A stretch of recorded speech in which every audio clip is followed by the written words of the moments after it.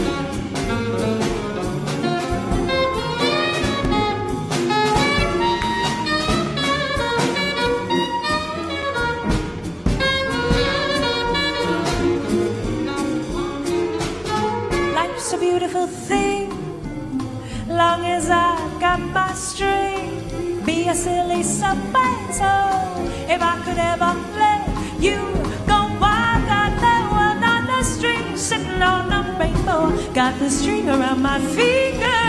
Look at me, can't you see I'm in love, in love, I'm in love.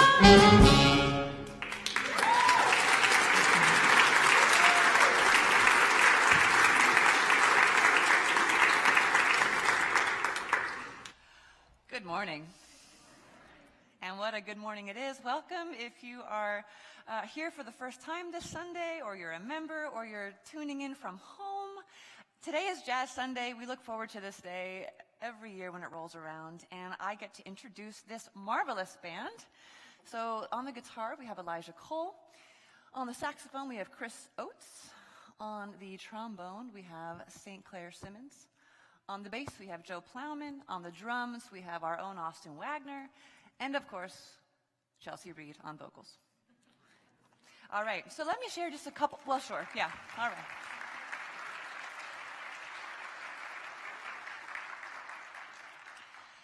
My name is Liz Fulmer. I am one of the pastors here, and if you're visiting today and you want to let us know that you're here, we do have attendance pads in the pew. You can just jot down some contact information so we can reach out, get to know you if you'd like, and if not, that's okay too. A couple things just briefly. If you were inspired last week by the presentation from Advos and you want to get connected further, there are informational sheets at the hub that give a whole list of ways to get involved with Advos' work. There's a meet and greet today right after this service for all of our youth to meet our youth leadership team. That's at 10 a.m. outside, I believe, on the lawn. Is that correct, Tess? Excellent. On Tuesday morning, we have our back to school tent from around 8:30 to 9:15. We welcome all the new students and returning students and the caregivers and parents and teachers with just friendly faces and hot cups of coffee and snacks. If you want to be part of that hospitality, just join us on Tuesday morning right out there on the corner. Our last disciples class is this Wednesday at 6 p.m. They're studying Matthew. You're invited to attend anytime. Our creation care team is meeting on Zoom on Thursday at 6:30. If you're passionate about environmental justice, you can reach out to HATSI and be part of that team. Our young adults are kicking off a new season on September 3rd at 10 a.m. That's just next Sunday, already in September. And lastly, September 2nd, next Saturday, is the last day to sign up for our fall retreat at Gretna Glen. So if you are wanting to be further connected to this community, that's a great opportunity to get to know some folks in a very beautiful spot. I will spare you the corny songs this week, if you remember from last week.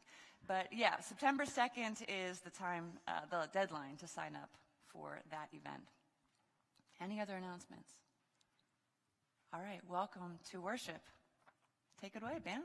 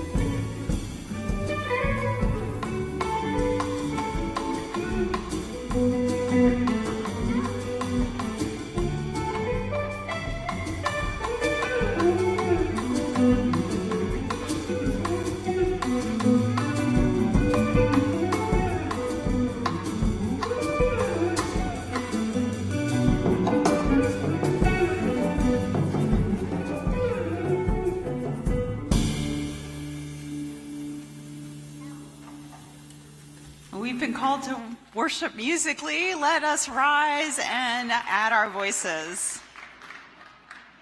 If you're using your bulletin, your words are the bold ones, and those words will also be on the screen. If it had not been God who was on our side, let the people now say it. If it had not been God who was on our side, our enemies attacked us, they would have swallowed us alive. Their anger was kindled against us. The flood would have swept us away. The torrent would have drowned us. So bless the Lord, who has not given us as prey to their teeth. We have escaped like a bird from the fowler's snare. The snare is broken, and we have escaped. Our help is in the name of no less a God than the creator of heaven and earth.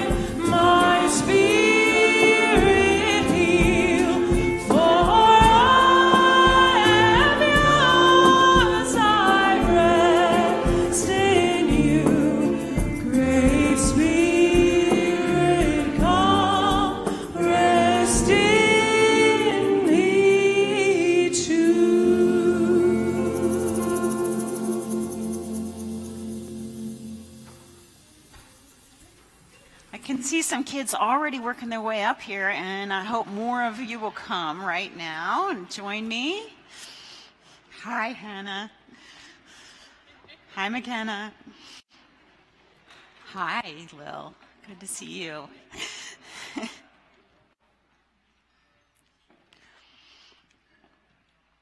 Hi, Quentin. Hi, Abigail. Howdy, howdy, howdy, howdy.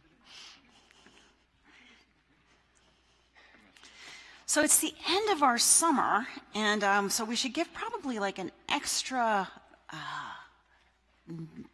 big God-filled good morning today, don't you think?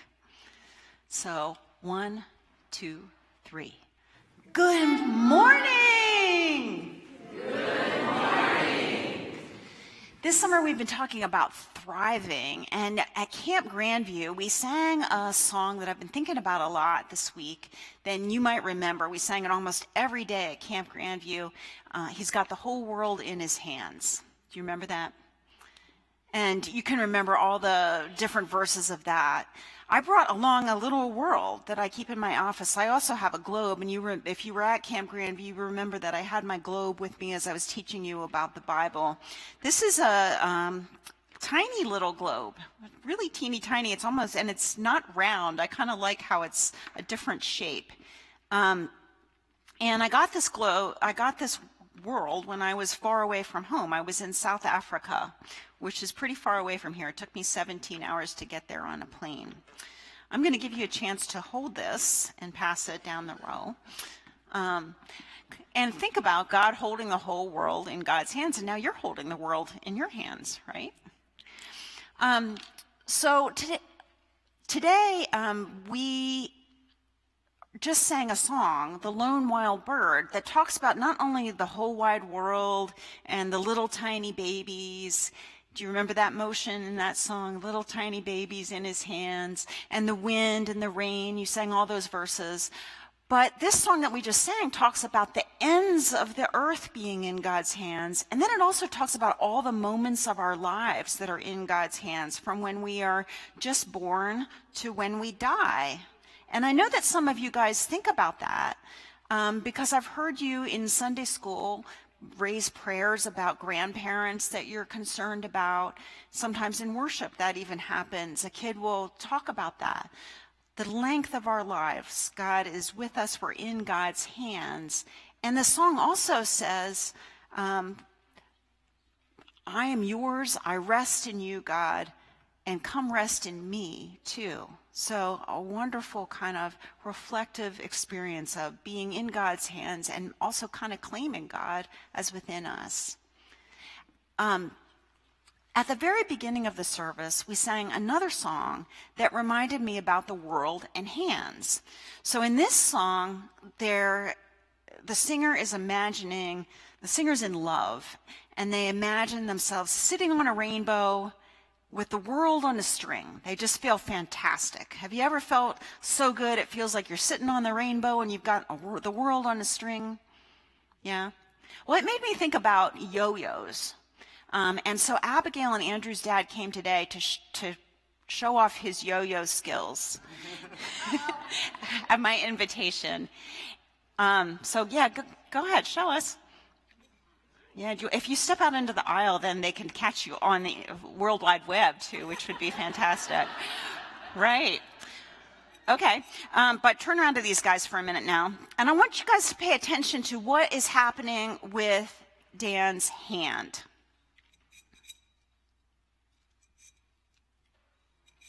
Yeah, what do you notice? You are a yo-yoer too. Good. Okay, so what happens with your hand? What are you doing with your hand? You have the yo-yo in your hand and it's facing up. You flip your wrist to make it go down and turn your hand and flip it upwards so it will come back to your hand.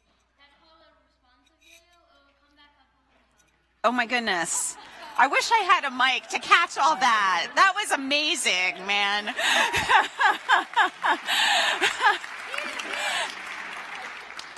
Okay. I was going to say something much simpler. I'm still going to say it, but it really won't be as profound as what you just said, Max. So what I notice is that Dan had to open his hand to get and turn it too, right? To let it fall. So at first the yo-yo, and if you think of the yo-yo as the world, it's got the world in his hand, but then lets it drop, and then it comes back up. The world on a string. Yeah? Okay. And it made me think about our relationship with God throughout the length of our lives. Sometimes we feel very held by God and connected to God. And at other times, we feel maybe we're pretty distant from God. Yet somehow God's still hanging on and also giving us that freedom, opening. God's not clinging to us like this, but opening and turning and letting us stretch out. And yet still hanging on by a string, by a thread. We're always invited to come back up. So I want to invite you to hold that image in your head today as we continue to sing and enjoy the music.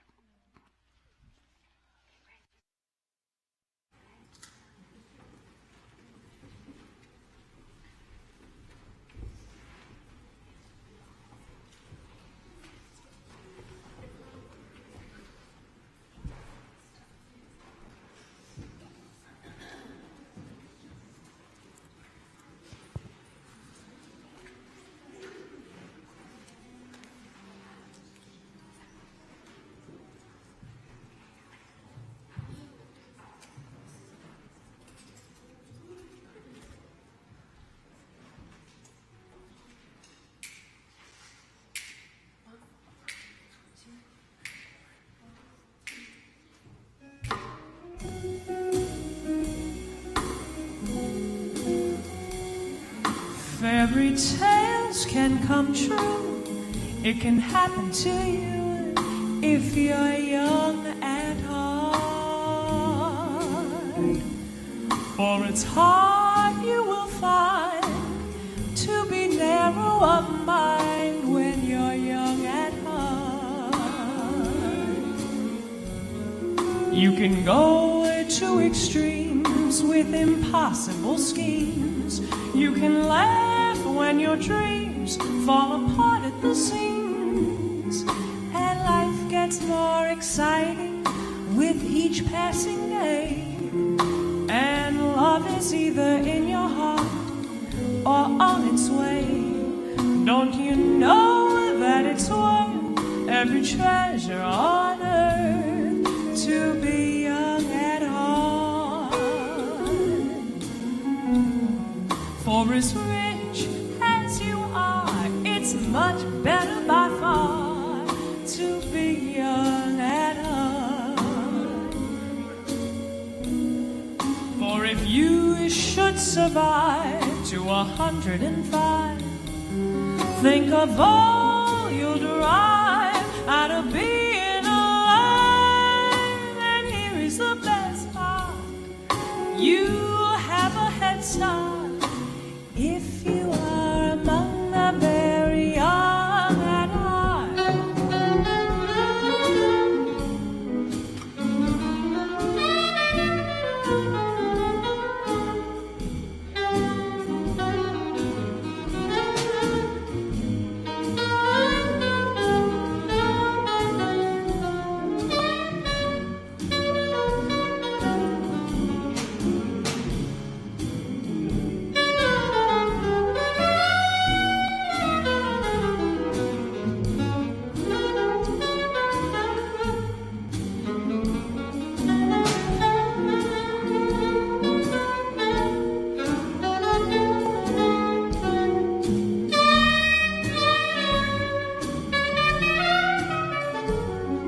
Don't you know that it's worth every treasure on earth to be young at heart?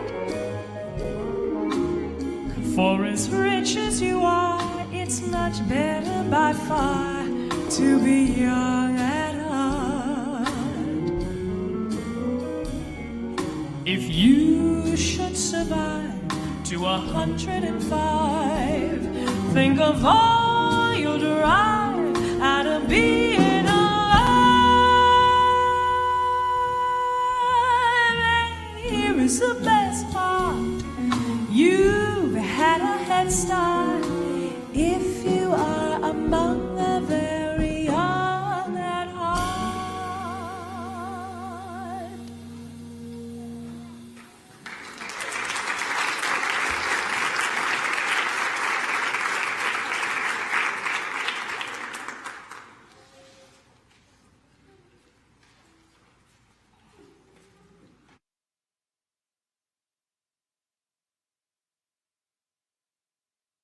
So we come to a time of sharing joys, concerns, prayers that you might be bringing into this space today. I want to just add one for the neighbor we've been praying for, James, and his family as he's dealing with late-stage cancer. If you could just rally that prayer energy around this family who are part of this community, especially at the beginning of a school year when he's not able to go back to teaching. He's a teacher. So prayers for this family. And we're also holding tightly Roger, who is grieving the loss of his mother in this past week. Is there anything else you bring into this space that you would like us to be holding together in prayer? Yeah, Dana, Kevin's going to bring that microphone for you.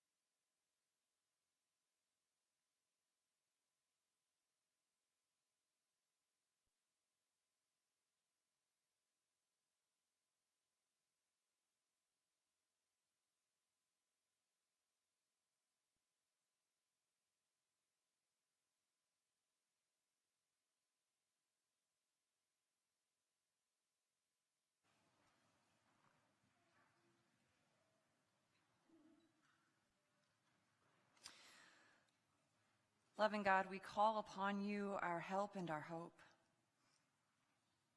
In the palm of your hand, we envision ourselves held carefully, lovingly, as if we are precious and immeasurably beloved.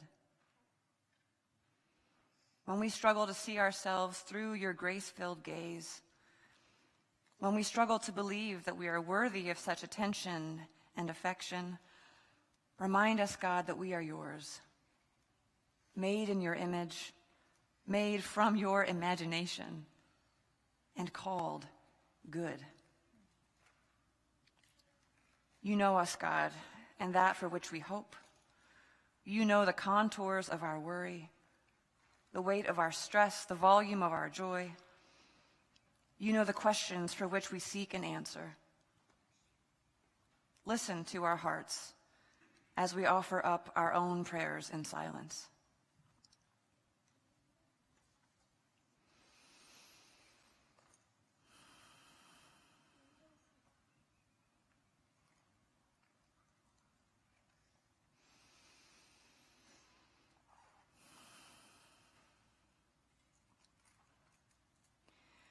As one people,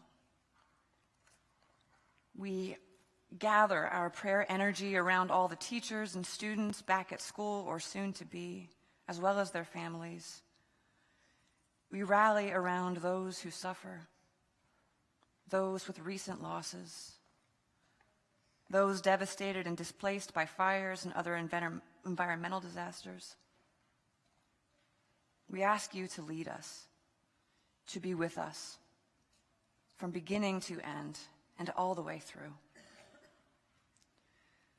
Thank you, God, for the gifts of music and community and for this time of prayer wherein we are tuned ever more in sync with you. Now we raise our voices together to speak in unison the words your Son taught us to pray, saying, Our Father, who art in heaven, hallowed be thy name. Thy kingdom come, thy will be done on earth as it is in heaven. Give us this day our daily bread, and forgive us our trespasses, as we forgive those who trespass against us. And lead us not into temptation, but deliver us from evil. For thine is the kingdom, and the power, and the glory forever. Amen.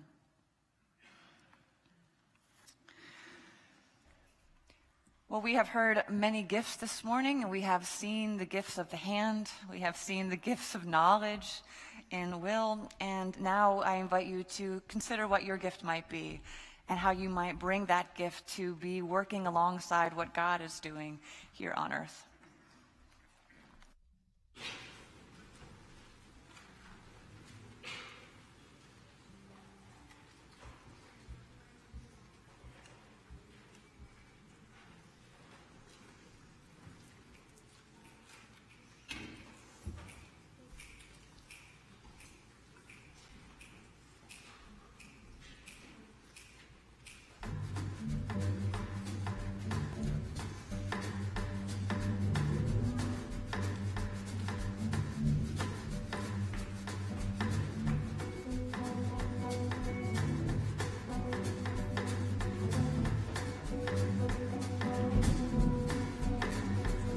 The stars belong to everyone.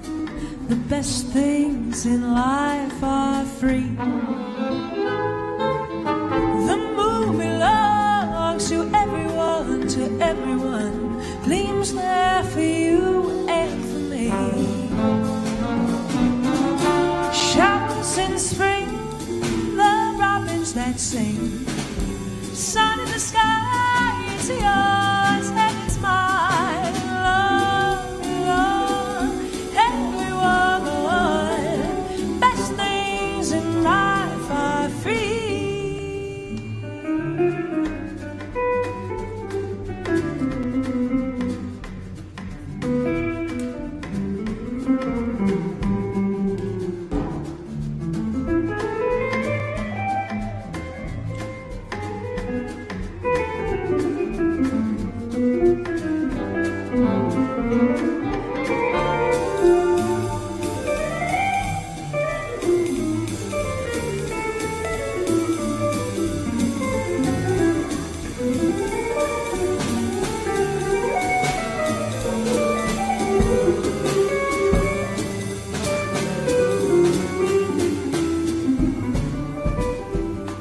Stars belong to everyone.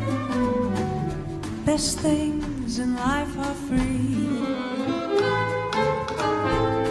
The moon belongs to everyone, to everyone. Gleams there for you and for me. Showers in spring, the robins that sing. Sun in the sky is yours and it's mine, and love belongs to everyone. Sun in the sky, moon shining high, it gleams because to you and me the free gleams because we're free.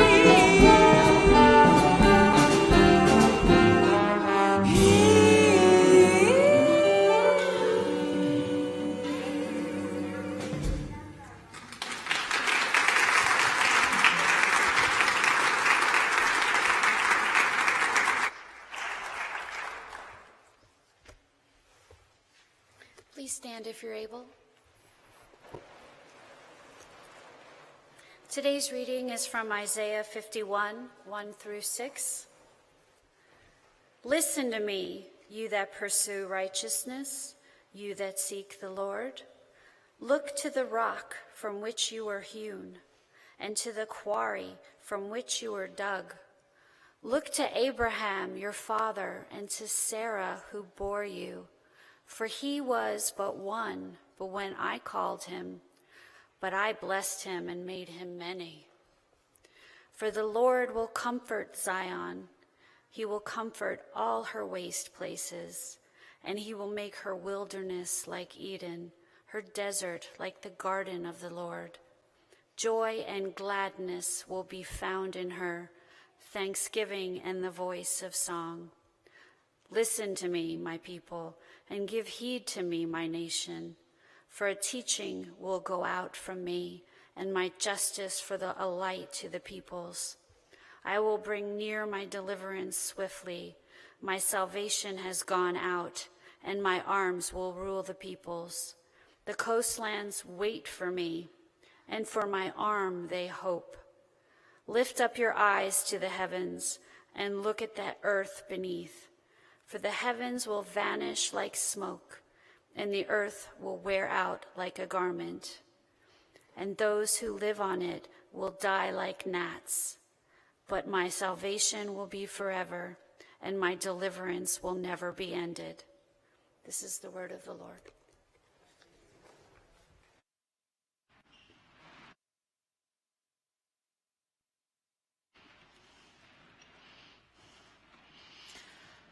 Pray with me if you would.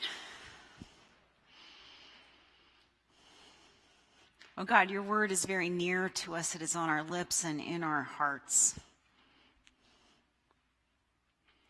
Now, as we seek to put ourselves into your hands, give us ears to hear. Give me words to speak. Give us breath and life and hope. Amen. So all summer we've been hearing family stories from Genesis, and today the lectionary serves up this passage from Isaiah that takes us right back to the beginning. Look to Abraham your father, it says.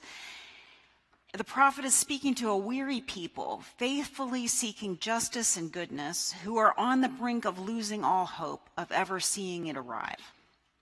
Look to Abraham your father and Sarah who bore you, the prophet counsels. Look to the rock from which you were hewn and the quarry from which you were dug. When Isaiah asks us to look to our flawed spiritual ancestors, he isn't actually asking us to look up to them. Rather, he's inviting us to, well, maybe look further up, inviting us to look at what God did in, for, in spite of, with, and around the old ones. What we'll see when we do that is God's ability to turn waste places into Edens, deserts into gardens, situations in which joy and gladness grow and thrive. Notably, even as the passage points toward abundant life, it does not promise individual immortality. In fact, it paints a pretty graphic picture of just the opposite. All people on earth, it says, will die like gnats. By the way, even when gnats don't get smacked by one of us or die as they buzz into a windshield coming at them at 60 miles an hour, they live for less than 4 weeks, and only in one of those weeks do they have wings. Now, we have a longer time in our adult stage, but each one of us, just like a biting ball of black fuzz, will die. Acknowledging that is so is a key prescription in another book of my summer, Atul Gawande's 2014 book, Being Mortal, Medicine and What Matters in the End. I'll talk more about what it has to say about dying on All Saints' Day, but for today I want to focus on what the author, who is a surgeon, has to say about living, specifically living late in life or with serious illness. And that's where I see a close relationship to jazz. As our bodies become less cooperative with our plans, improvisation is required from everyone. We ourselves, our loved ones, and all caregivers.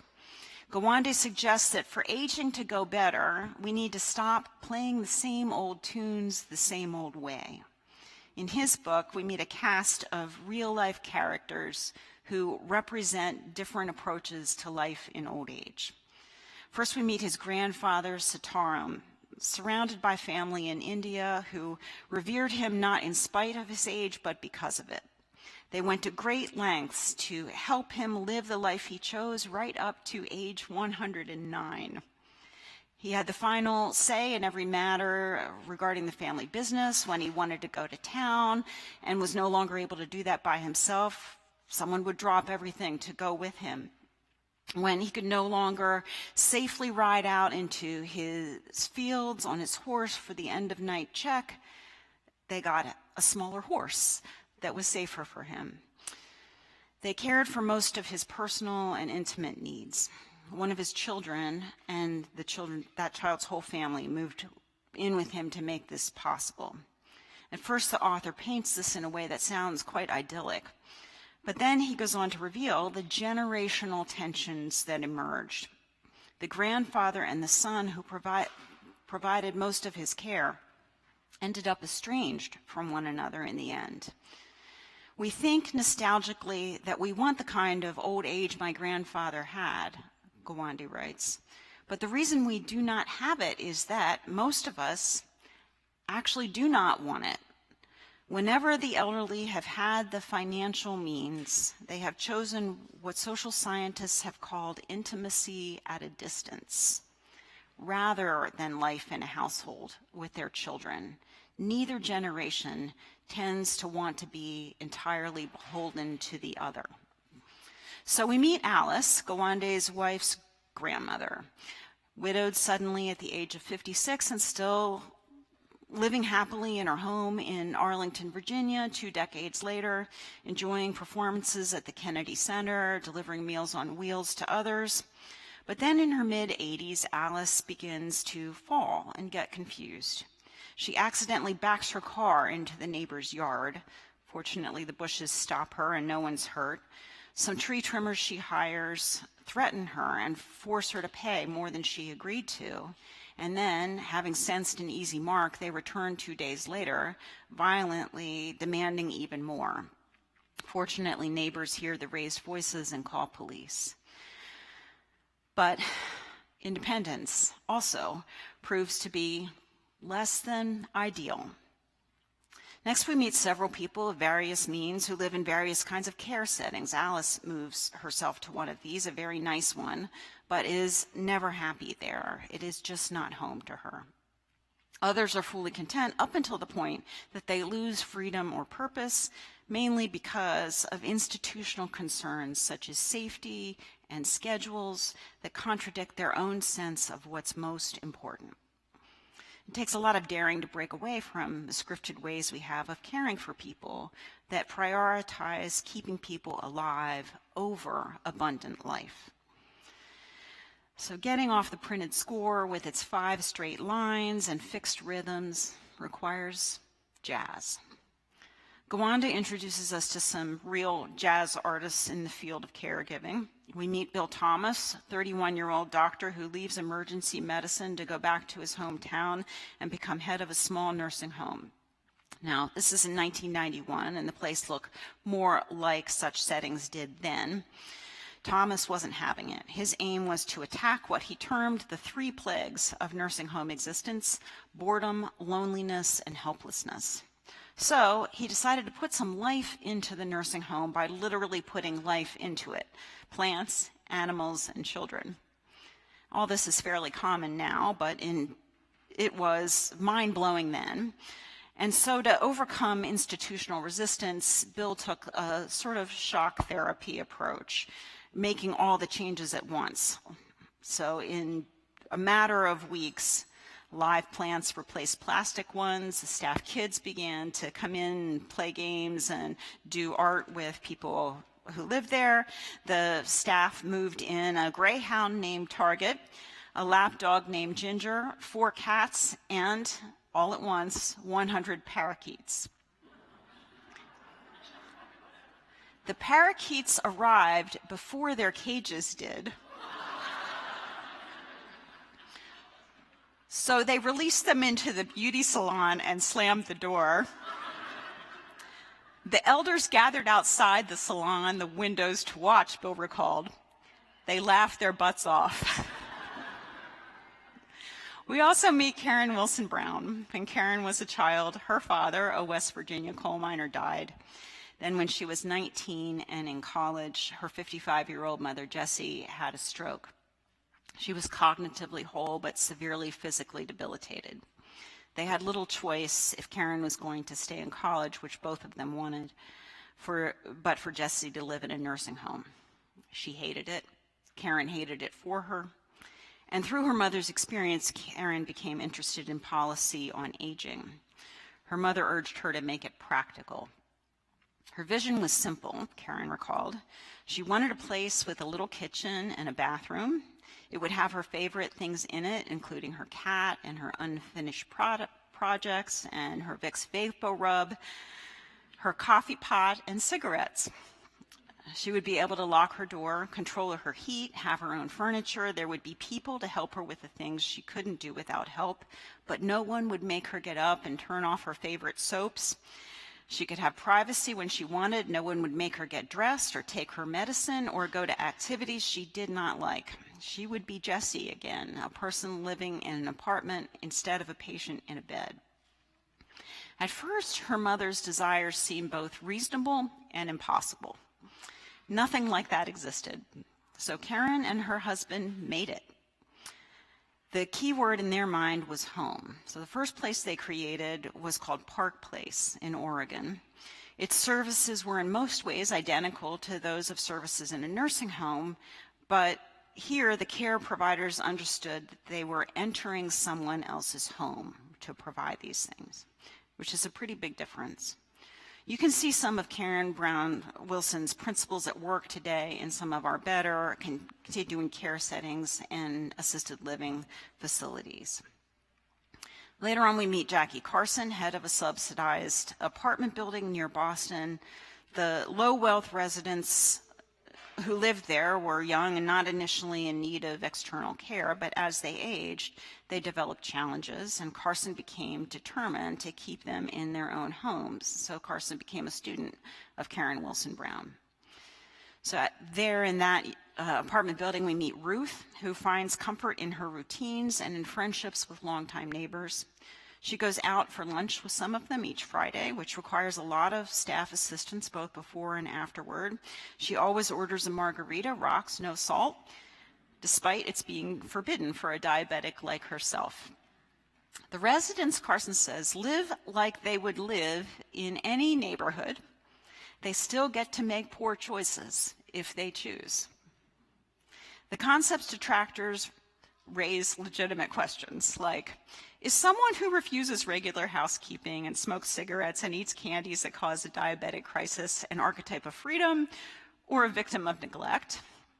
Wilson and those she's inspired, like Carson, do care about safety and train staff to create safe conditions while also retaining residents' autonomy and privacy, including the right to refuse strictures imposed for reasons of safety alone or of institutional convenience.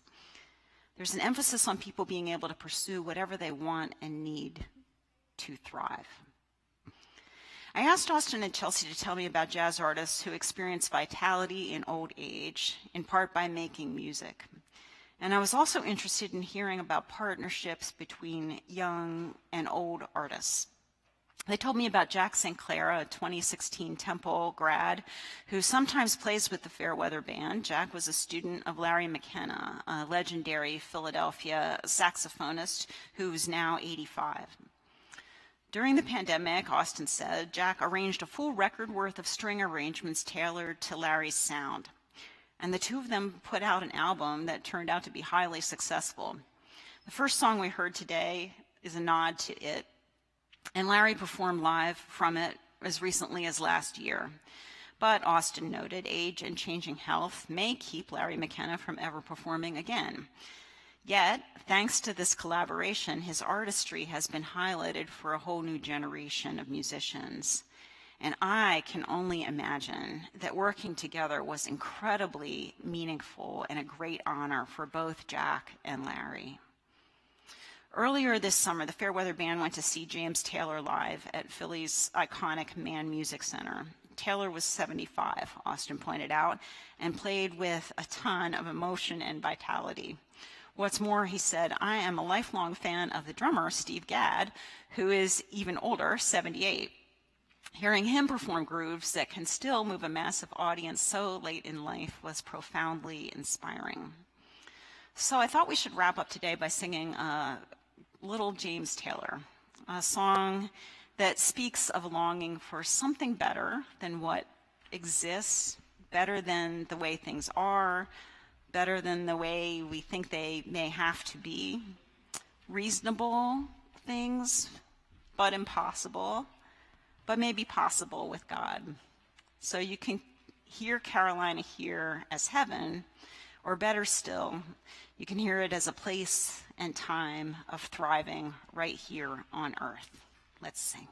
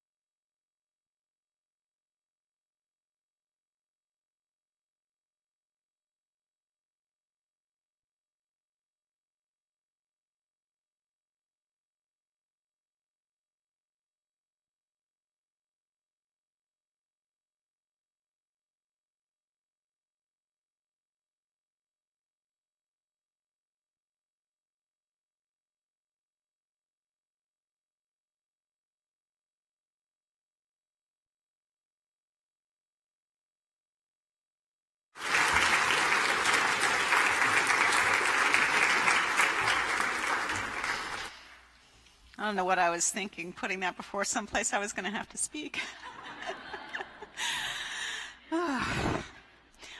Will you rise and open your arms to receive the benediction?